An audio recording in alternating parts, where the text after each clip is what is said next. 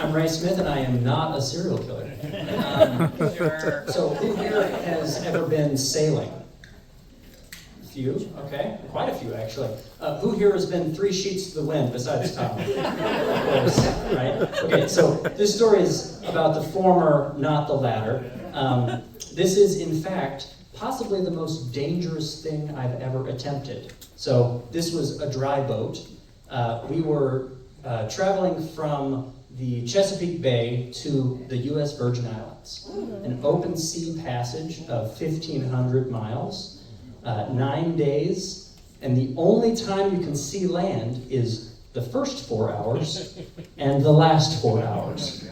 So how I ended up being a part of this trip in the first place, I have a pair of friends that have been living aboard a sailboat for the last 2 years, and they've done the passage from the States down to the islands 2 years now, and they wanted to take a shortcut.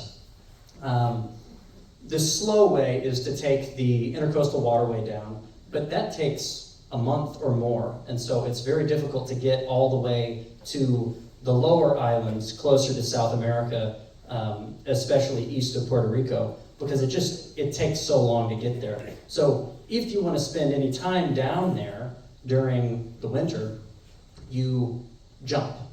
You pick a spot on the east coast of the US and you draw a straight line, and you just straight, as straight and fast as you can. This particular body of water, it's the North Atlantic, obviously, and part of the trip, in fact, more than half, goes through something you may have heard of, the Bermuda Triangle.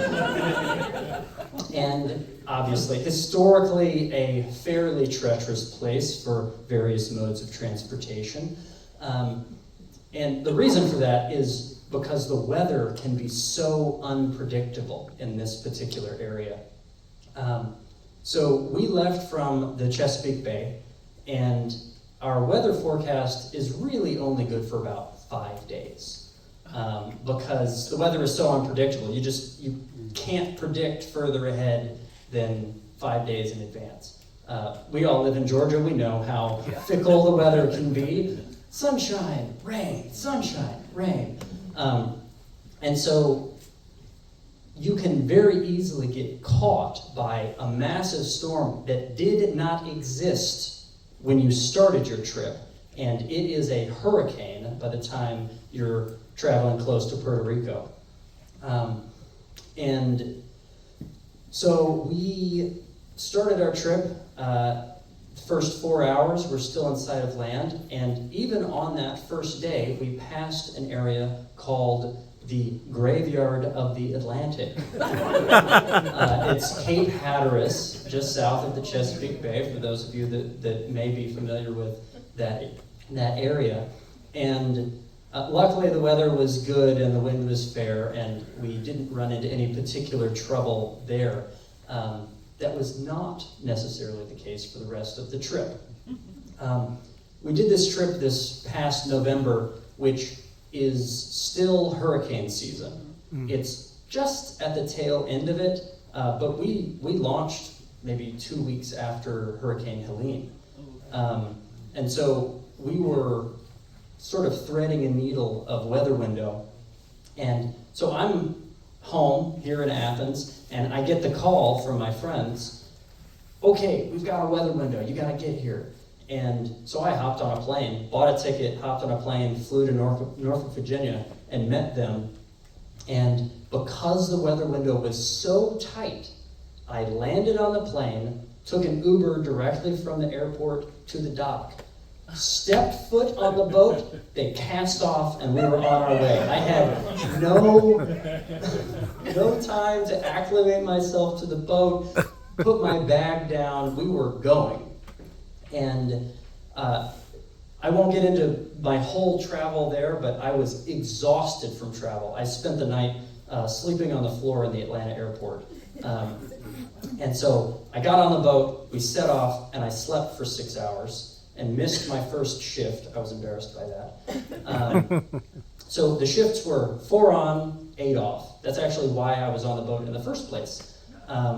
because there's only 2 of them on the boat, and 4 on, 4 off is not a good idea for 9 days, particularly when you need to be as sharp as you can for anything bad that happens on the way.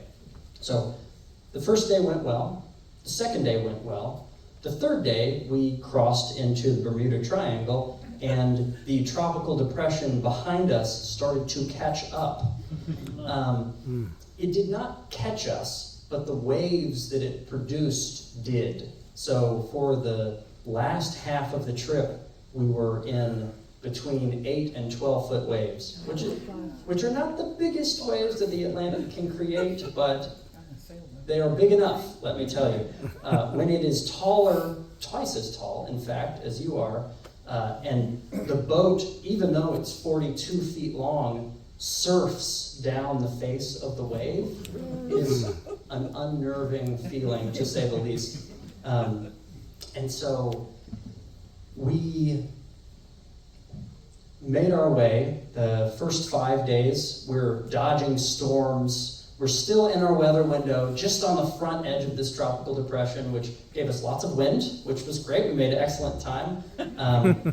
But, as we start coming in, the waves get bigger and bigger and bigger because the water gets shallower. And so the fetch, which is a distance over water that wind is moving across, is the same. It's crossing the Atlantic, but then it hits shallow water and the waves get bigger. It's the same thing that happens with a tsunami.